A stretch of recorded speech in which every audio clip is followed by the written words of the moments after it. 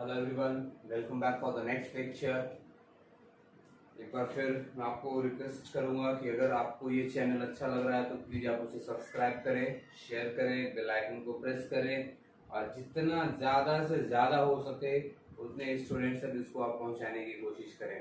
ठीक है, अगर आपने ये लेक्चर स्टार्ट किया है तो आप प्लीज एंड तक देखिए जिससे कि आपको सारे कॉन्सेप्ट समझ में आ सकें। फाइन, अभी तक हमने देखा लिविंग नॉन लिविंग के बारे में, हमने डिस्कस कर लिया कि क्या होता है लिविंग, क्या होता है नॉन लिविंग, किस बेसिस पे हम उसको कैरेक्टराइज कर सकते हैं, किस बेसिस पे हम उनको क्लासिफाई कर सकते हैं। और उसके बाद फिर हमने सेल की तरफ देखा, सेल क्या होता है। ठीक है, कल हम लोग डीएनए के बारे में देख रहे थे कि डीएनए एग्जैक्टली क्या है भाई, तो वो न्यूक्लियोटाइड्स का बना होता है। और न्यूक्लियोटाइड्स फर्दर, ये जो न्यूक्लियोटाइड्स हैं दे further forms nucleotides further forms what is the gene next DNA form करेगा और DNA बाद में क्रोमोसोम फॉर्म करेगा। क्रोमोसोम कैसा बनेगा, कैसे बनता है, ये भी हमने एक छोटा सा एक्सपेरिमेंट के करके भी थोड़ा सा हमने देखा था कल। ठीक है, तो न्यूक्लियोटाइड्स क्या होता है भाई, इसको हम लिख सकते हैं nucleoside plus phosphate, nucleoside plus phosphate. और न्यूक्लियोसाइड इज इक्वल टू क्या होता है भाई, न्यूक्लियोसाइड इज इक्वल टू क्या होगा, अगर इसमें नाइट्रोजनस बेस हो प्लस इसमें पेंटोज शुगर हो लाइक राइबोज एंड डीऑक्सीराइबोज, ये दोनों भी हमने डिस्कस किया था। पेंटोज शुगर, अगर ये दोनों चीजें प्रेजेंट होती है तो उसे हम न्यूक्लियोसाइड कहते हैं। और अगर न्यूक्लियोसाइड के स्ट्रक्चर में फॉस्फेट ऐड हो जाता है तब जाकर के इसे हम न्यूक्लियोटाइड्स कहते हैं। नाउ ये जो नाइट्रोजनस बेसेस होते हैं they are further of 4 or 5 categories we can say. One is what called as adenine, guanine, cytosine, adenine, guanine, cytosine and thymine. These all 4 are present in case of these all are present in case of DNA. But in case of RNA, there is a little difference, and that difference is in place of thymine, uracil is present. Uracil is present मतलब क्या हुआ कि RNA के case में adenine तो रहेगा ही रहेगा, adenine present रहेंगे, गुआनिन भी प्रेजेंट रहेगा, साइटोसिन भी प्रेजेंट रहेगा और थाइमीन के जगह पे यहां पे क्या होगा भाई, तो यूरेसिल होगा। ठीक है मैंने क्या बोला, adenine, guanine, cytosine, thymine, this 4, कहीं कहीं आपको ये 4 कैटेगरी दिखाई जाएगी।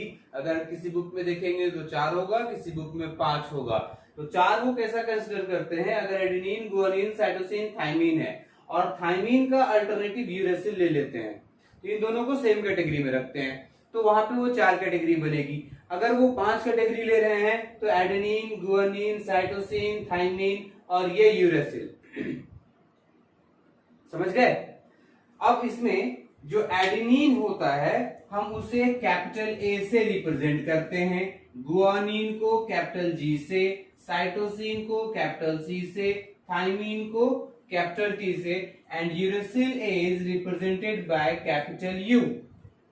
Uracil is represented as capital U. अब आपके मन में ये सवाल आ रहा होगा कि ये सारे फिर फर्दर ये न्यूक्लियोटाइड्स बन है, ये सब मिलकर के न्यूक्लियोटाइड्स बना लिया और न्यूक्लियोटाइड्स कैसा फॉर्म होगा फिर, तो ये जो सारे बेसेस हैं they all are join together. वो कैसे ज्वाइन करते हैं भाई, बेसिकली ये कैटेगरी होती है एडेनिन और गुआनिन, ये दोनों को हम प्यूरिन्स में रखते हैं। प्यूरिन्स की 2 कैटेगरी हो गई। फिर पायरीमाइडिन्स, पायरीमाइडिन्स की भी दो कैटेगरी हो गई। तो प्यूरिन्स, एडेनिन, गुआनिन, पायरीमाइडिन, साइटोसिन और थाइमिन। ध्यान से समझना, प्यूरिन्स कभी भी पायरीमाइडिन के साथ ही ज्वाइन होगा। तो क्या देखा अभी तक हमने कि यहाँ पे ये जो पायरीमाइडिन्स की जो दो कैटेगरी है, तो ये यूरेसिल भी इसी में आएगा। ये थाइमिन और यूरेसिल, इसकी कैटेगरी भी सेम होगी, जिसे हम यू से रिप्रेजेंट करते हैं। अब एक बात आती है यहाँ पे कि जो पैरीमाइडिन्स होते हैं वो कभी भी प्यूरिन से ही बाइंड करेंगे। Pyrimidines can always bind to the purines. Pyrimidine, मैं नोट करके एक सेंटेंस लिख देता हूं, purine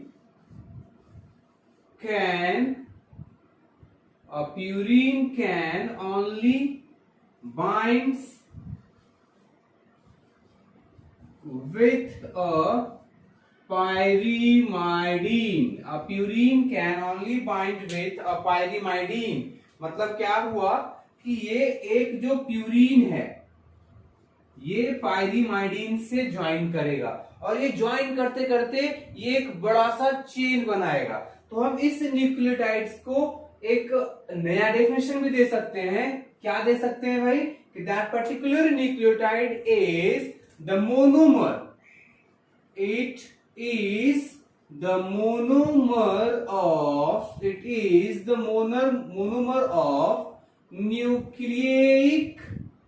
nucleic acid. It is the monomer of nucleic acid, and these nucleic acids can be DNA और RNA। ठीक है, तो डेफिनेशंस को कभी रटने का जरूरत नहीं है, उसको समझने की जरूरत है, उसके कॉन्सेप्ट्स को ध्यान में रखने की जरूरत है। आप डेफिनेशन खुद से फॉर्म कर सकते हैं, अपने शब्दों में लिख सकते हैं। It is not necessary that sir ने लिखा it is the monomer of nucleic acid, तो इसे बैठ करके हम रट्टा मारते रहेंगे। रटने की जरूरत बिल्कुल भी नहीं है। ठीक है, तो अब प्यूरिन कौन सा है भाई? जिसे एडेनिन है। ठीक है, एडेनिन ये किससे ज्वाइन करेगा? It always pairs with thymine. Guanine always pairs with cytosine. तो ये जो एडेनिन है ये क्या है? प्यूरिन है। ये थाइमिन क्या है? पैरीमाइडिन है। तो this is the case of DNA. This is the case of DNA. लेकिन वही अगर आरएनए होगा, अगर आरएनए का केस लेंगे तो ये एडेनिन यूरेसिल से ज्वाइन करेगा। ये एडेनिन यूरेसिल से ज्वाइन करेगा और जो गुआनिन है वो सेम एज साइटोसिन से, या साइटोसिन गुआनिन से कहें या गुआनिन साइटोसिन से कहें, both are the same thing. Fine. तो अब इनके और इनके बीच में, एडेनिन और थाइमिन के बीच में डबल बॉन्ड होते हैं और गुआनिन और साइटोसिन के बीच में ट्रिपल बॉन्ड होता है। गुआनिन और यूरेसिल के बीच में फिर डबल बॉन्ड होगा, सॉरी एडेनिन एंड यूरेसिल, और गुआनिन और साइटोसिन के बीच में ट्रिपल बॉन्ड होगा। So this is what the case of RNA. In case of RNA हम क्या जानते हैं? Thymine is not present, but in place of thymine uracil is present. तो ये धीरे धीरे ऐसे ही एक लंबी चेन बनाते जाएंगे, ये एक लंबी चेन बना लेंगे और ये लंबी चेन जब बनाएंगे तो एक न्यूक्लिक एसिड फॉर्म करेंगे। That's why we say nucleotides as the monomer of nucleic acid. इस न्यूक्लियोटाइड को मोनोमर कहा जाता है, द स्मॉलेस्ट यूनिट। इससे पहले हमने इसे किसमें डिफाइन किया था? Unit of DNA, basic unit. आज हम मोनोमर कह रहे हैं या मोनोमेरिक फॉर्म भी कह सकते हैं इसको। It can be also called as monomeric form of the nucleic acid. जो आपको अच्छा लगे, जो वर्ड, वो डिपेंड करता है आपके सिलेक्शन ऑफ वर्ड्स पे, कौन से टर्म को आप यूज कर रहे हो, उसके बेसिस पे आप डेफिनेशन फॉर्म कर सकते हो। ठीक है, तो प्यूरिन और पैरीमाइडिन हम समझ गए। तो this is all about nucleic acid और डीएनए। जहां तक आपकी जरूरत है, जहां तक आपको उसकी रिक्वायरमेंट होगी, ये सफिशिएंट हो गया आपके लिए। ठीक है, अब आगे हम लोग देखते हैं कि अब जो सेल्स हमने पढ़े हैं वो कितने टाइप्स के होंगे। What are the diversity of the cell? वो सेल के कितने टाइप्स हो सकते हैं और वो टाइप्स किस बेसिस पे होंगे। तो मैं इसे इरेज कर देता हूं। जनरली इसमें जो हम कुछ चीजें अभी देखेंगे वो पार्ट्स क्या होंगे भाई, जैसे आपने प्रोकैरियोट्स के बारे में सुना होगा, आपने यूकैरियोट्स के बारे में सुना होगा, आपने यूनिसेलुलर मल्टीसेलुलर ऑर्गेनिज्म भी सुना होगा। तो ये जो क्लासिफिकेशन है यूनिसेलुलर एंड मल्टीसेलुलर ऑर्गेनिज्म के बेसिस जो है वो भी सेल की कॉम्प्लेक्सिटी के ऊपर ही है। उसके बाद आपने कुछ चीजें जो अभी तक आपने सुने हैं जैसे differentiated cell, non differentiated cell, तो मैं उसको भी थोड़ा सा आपको डिफाइन करूंगा। शेप, सेल के शेप कैसे होते हैं और वो क्या इफेक्ट करते हैं ऑर्गेनिज्म के ऊपर। सेल बड़ा होगा, छोटा होगा, आपने एनिमल सेल के बारे में सुना होगा, प्लांट सेल के बारे में सुना होगा। तो ये सब थोड़े से उनके डिफरेंसेस को लेते हुए हम इस टॉपिक को आगे कंटिन्यू करेंगे। जैसे हमने बोला कि सेल, ये जो सेल है बेसिकली, मैं थोड़ा इसको और पीछे लिखता हूं ताकि हमारे पास आगे काफी एक लंबा स्पेस बचे। ठीक है, ये जो सेल है, ये सेल की दो कैटेगरी हम बनाएंगे।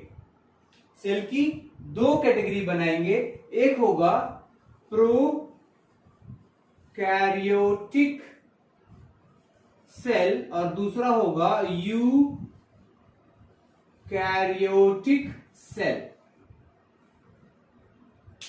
ठीक है, और इनका बेसिस क्या है? It is these cells are classified on the basis of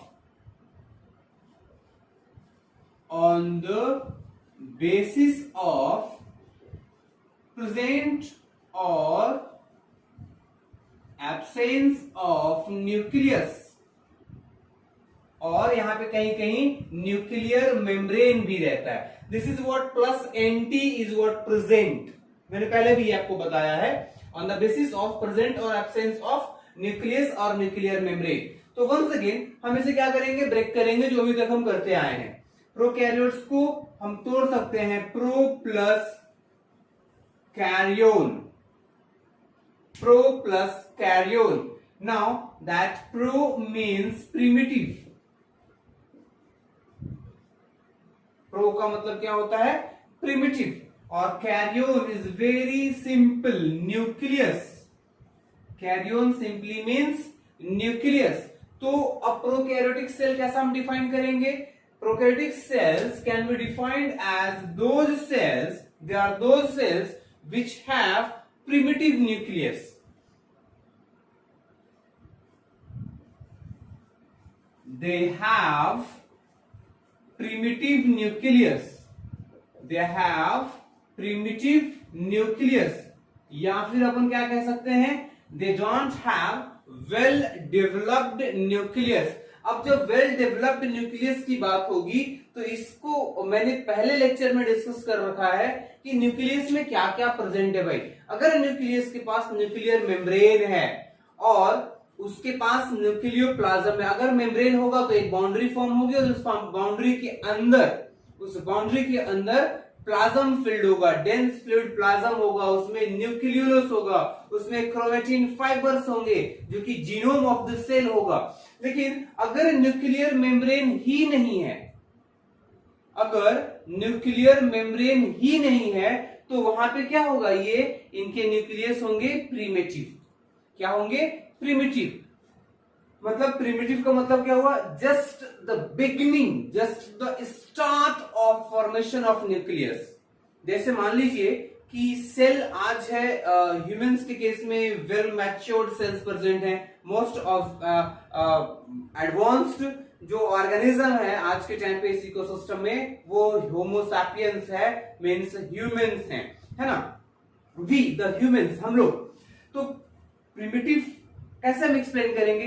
जब evolutionary the billions of years ago, जब आप सोचेंगे जब पृथ्वी बनी होगी, जब इस अर्थ के फॉर्मेशन हुए होंगे, अर्थ के फॉर्मेशन के बाद कोई एक छोटा सा सेल बना होगा और उस सेल में मॉडिफिकेशंस होते गए, चेंजेस होते गए, इवोल्यूशंस होते गए, एक बेटर चेंज कह सकते हैं, और better change for the sake of adaptation, ये सारी चीजें होती गई, तब जाकर के एक वेल मॉडिफाइड सेल, जो well mature cell, the most advanced cells in case of humans, the organism humans, वो फॉर्म हो गया। तो जो सबसे पहला सेल होगा वो क्या होगा? उसको हम प्रिमिटिव बोलेंगे। तो जब अभी के न्यूक्लियस में अगर हम बात करें, अगर मैं इसे, ये न्यूक्लियस है, this is what the nucleus, ये क्या बनाया मैंने, न्यूक्लियस बनाया। तो इसके पास क्या है, न्यूक्लियर मेम्ब्रेन है, इसके पास साइटोप्लाज्म है, इसके पास न्यूक्लियोलस है, इसके पास क्रोमेटिन फाइबर है। This is what the nucleoplasm. ये न्यूक्लियोप्लाज्म है, ये न्यूक्लियोलस है। तो सारी चीजें यहाँ पे, ये जीनोम इसको कह सकते हैं, या कहीं कहीं क्रोमेटिन फाइबर लिखेगा, कहीं डीएनए थ्रेड लिखेगा, कुछ भी लिख सकता है ना। तो ये जो न्यूक्लियोलस है, ये सारी चीजें एक बाउंड्री के अंदर है, मतलब ये वेल डेवलप्ड न्यूक्लियस है। This is not a kind of primitive nucleus. अचानक ऐसा नहीं बना होगा। अचानक क्या होगा कि भाई कुछ ये फॉर्म हुए होंगे, कुछ स्ट्रक्चर्स फॉर्म हुए होंगे, thread, DNA thread, chromatin fibre form हुआ होगा, तब जाकर के वो एक बाउंड्री गेन किया होगा। तो प्रिमिटिव न्यूक्लियस के केस में क्या होगा कि दे लैक्स,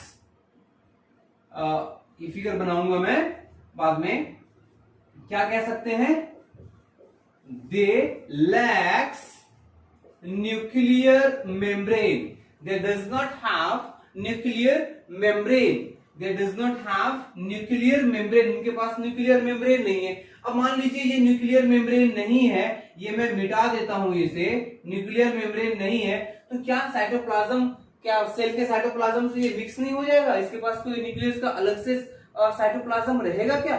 नहीं रह पाएगा, क्योंकि इसकी कोई बाउंड्री नहीं है ना। आज हमारे घर में बाउंड्री है, हमारे कमरे में बाउंड्री है, तो बाहर की हवा अंदर नहीं आती है, बाहर के जो बारिश होती है, वर्षा होती है, तो वो अंदर नहीं आती है।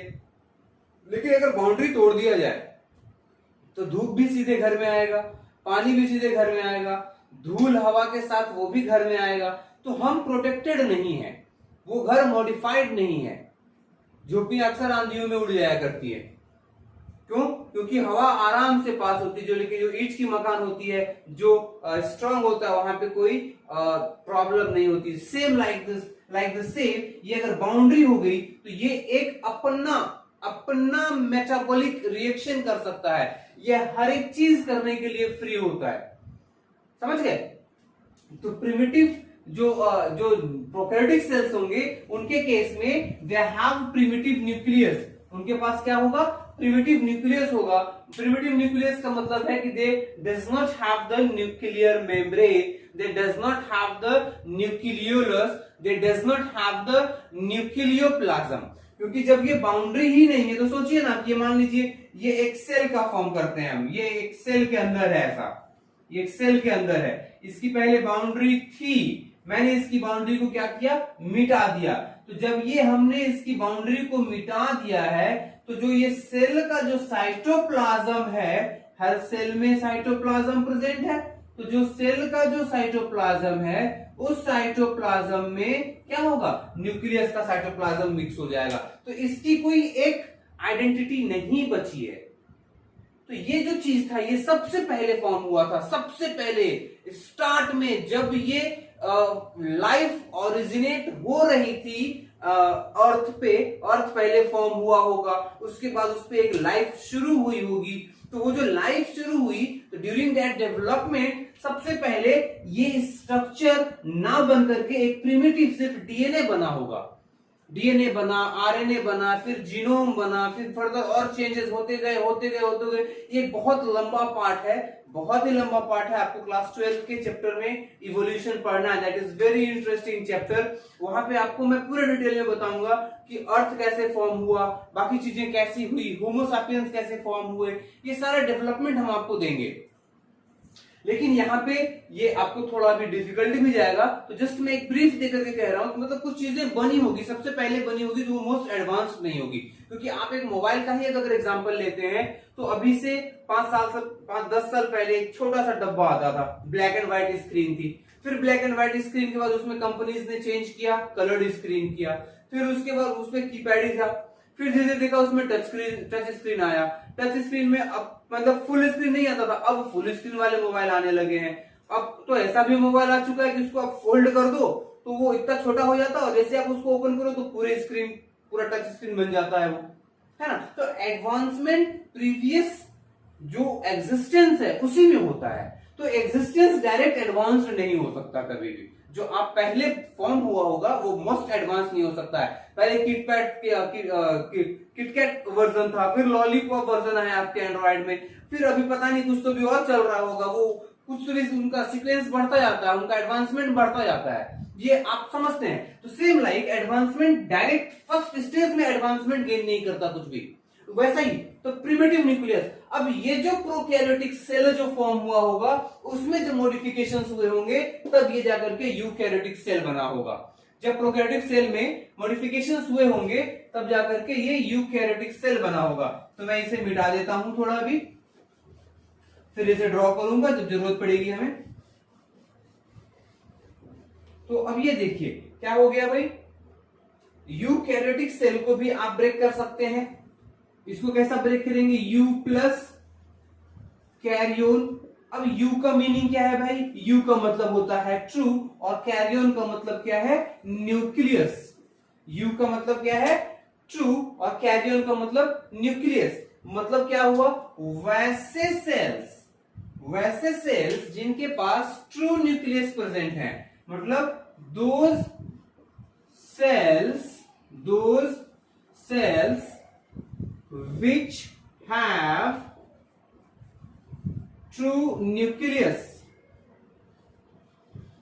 those cells which have true nucleus, what does it mean, क्या इसका मतलब क्या है भाई, अगर ट्रू न्यूक्लियस है तो उसके पास न्यूक्लियर मेम्ब्रेन होंगे, उसके पास न्यूक्लियोप्लाज्म होगा, उसके पास जीनोम होगा, उसके पास न्यूक्लियोलस होगा। इतनी सारी चीजें अगर रहती हैं तब हम उस न्यूक्लियस को ट्रू न्यूक्लियस कहते हैं। But in case of prokaryotic cell they does not have nuclear membrane. अगर न्यूक्लियर मेम्ब्रेन नहीं है तो they also don't have nucleoplasm, they also don't have genome as well as a nucleolus which is having RNA inside it. Okay, तो primitive nucleus है, इनके पास true nucleus है, मतलब इसको हम कह सकते हैं दूसरे टर्म में क्या कह सकते हैं, what we can use alternative for that term, they have well developed nucleus, उनके पास वेल डेवलप्ड न्यूक्लियस है, मतलब सब चीजें हैं, बाउंड्री भी है, प्लाज्म भी है, जीनोम भी है और न्यूक्लियोलस भी है, किसी तरह की कोई दिक्कत नहीं है, वो सारे मेटाबॉलिक एक्टिविटीज कर पाएंगे। ठीक है, तो प्रोकैरियोटिक सेल्स हो गया, यूकैरियोटिक सेल हो गया, शायद आपको ये समझ में भी आ गया होगा।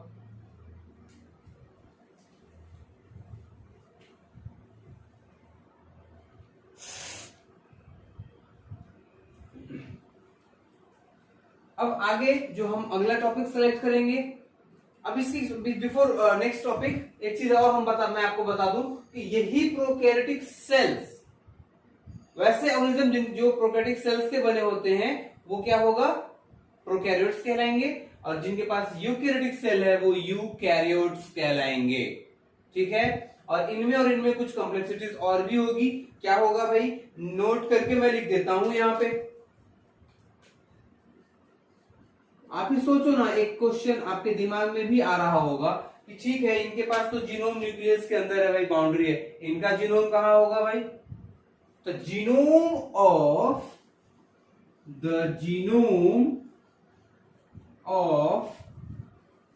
Prokaryotes are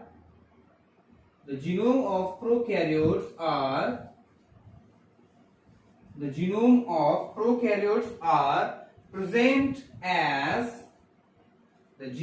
of prokaryotes are present as floating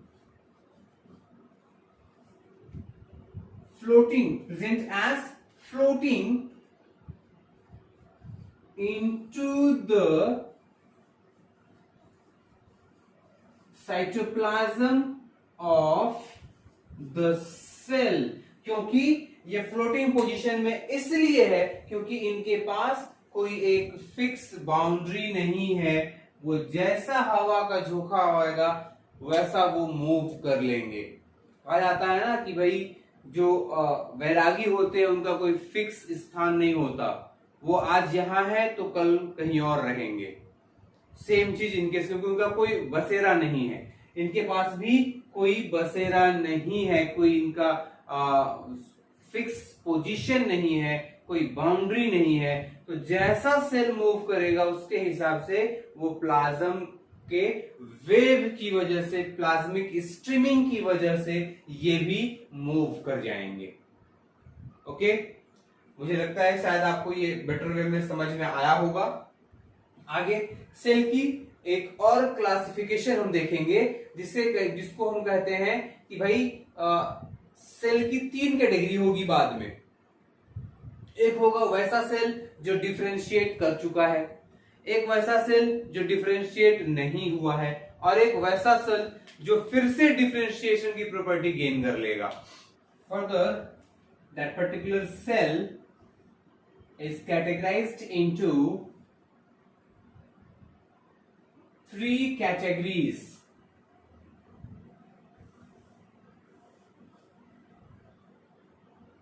They have 3 categories. One is called as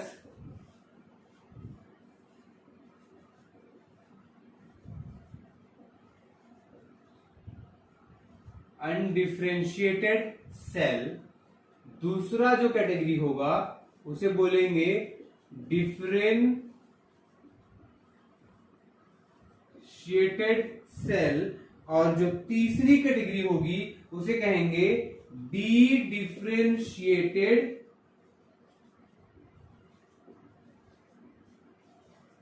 cell.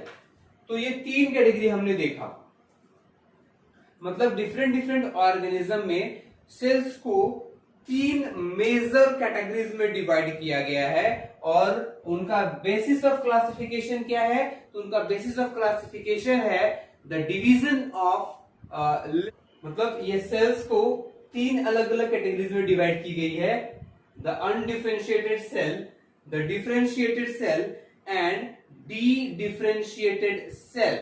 ठीक है, तो ये इसका बेसिस क्या है कि level of differentiation, they are classified into 3 categories on the basis of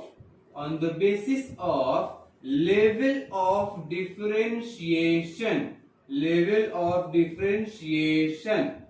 इस बेसिस पे 3 कैटेगरीज हुई है, undifferentiated cell, differentiated cell, dedifferentiated cell. मतलब क्या हुआ कि वैसे सेल जो डिवीजन ऑफ लेवल को कवर नहीं किए हैं, मतलब उनका फेट फिक्स नहीं हुआ है कि ये क्या फॉर्म करने वाले हैं, like stem cells, like meristematic cells, ये जो ऐसे सेल्स होंगे वो अनडिफरेंशिएटेड है। होता क्या है, मैं एक कॉन्सेप्ट आपको समझाता हूं, इसको बताने से पहले एक छोटी सी चीज और जान लीजिए। इससे मान लीजिए ये एक सेल है, तो कोई भी जो सेल बनता है ये एक सिंगल सेल रिस्पॉन्सिबल होता है कंप्लीट ऑर्गेनिज्म के डेवलपमेंट के लिए। तो ये फ्रेगमेंटाइज होगा, मतलब ये डिफरेंशिएट हो रहा है, मल्टीपल फ्रेगमेंट्स फॉर्म करेगा, ये डिफरेंशिएट हो रहा है, और हर एक फ्रेगमेंट एक यूनिक सेल बन करके बाहर आएगा। हो सकता है ये एपिथेलियल सेल फॉर्म कर ले,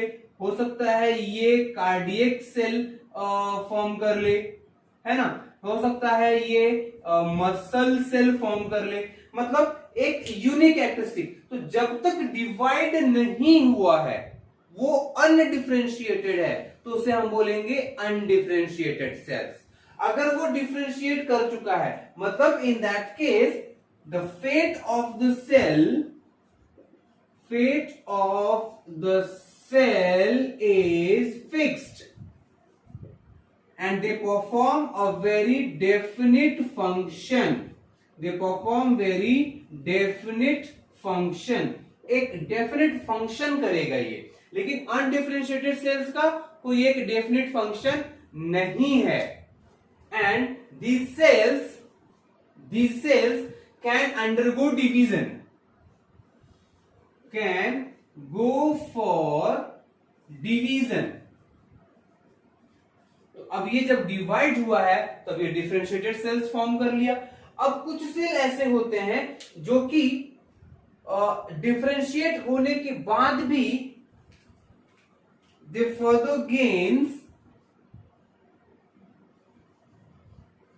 those cells which regains the power of differentiation.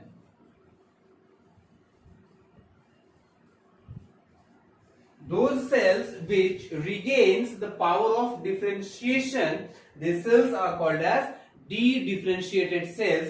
और ये सेल की भी एक अलग वैल्यू होती है for the sake of regeneration. या फिर अपन कह सकते हैं, जैसे कई बार क्या होता है कि कट हो गया या कुछ सेल्स इंज्योर्ड हो गए, तो रिकवरी के इसमें इनका फंक्शन होता है। तो ये क्या करेंगे भाई, दे आर हेल्पफुल इन किसमें वो हेल्प करेंगे, अगर कट हुआ है, हेल्पफुल इन क्यूरिंग इंज्यूरी। अगर किसी तरह की इंज्यूरी हुई है तो वो वहां पे कवर करेंगे। इन रिप्लेसिंग डेड और डैमेज्ड सेल्स।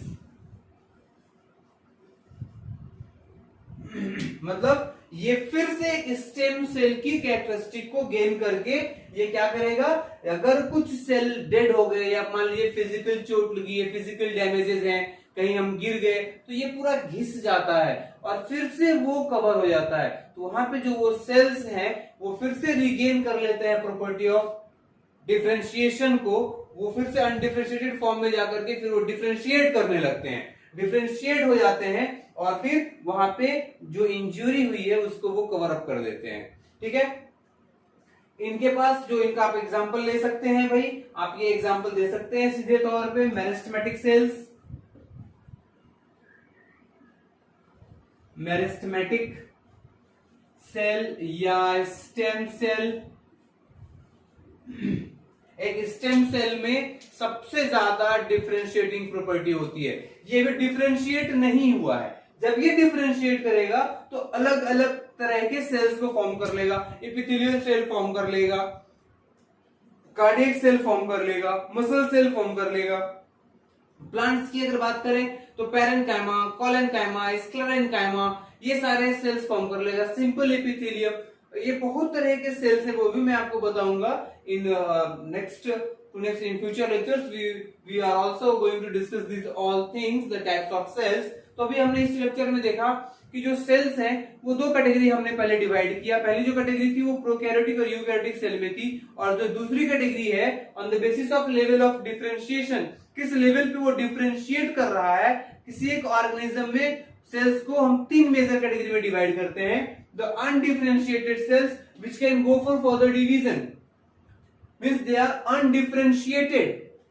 वो आगे जब डिफरेंशिएट करेंगे, डिवाइड करेंगे, तो इनका फेट ऑफ सेल फिक्स होगा बाद में। मतलब यहां पे हम कह सकते हैं ना, the fate of cell is not fixed. In that case we can say fate of cell is not fixed.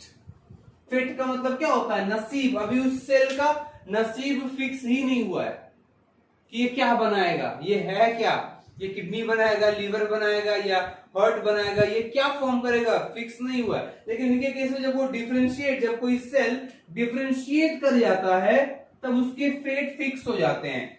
और कुछ जो फिर से रिगेन करते हैं डिफरेंशिएशन की प्रॉपर्टी, उन्हें हम डी डिफरेंशिएटेड सेल्स कहेंगे। और जो अभी तक डिफरेंशिएट हुआ ही नहीं है उसे हम कहेंगे अनडिफरेंशिएटेड सेल्स।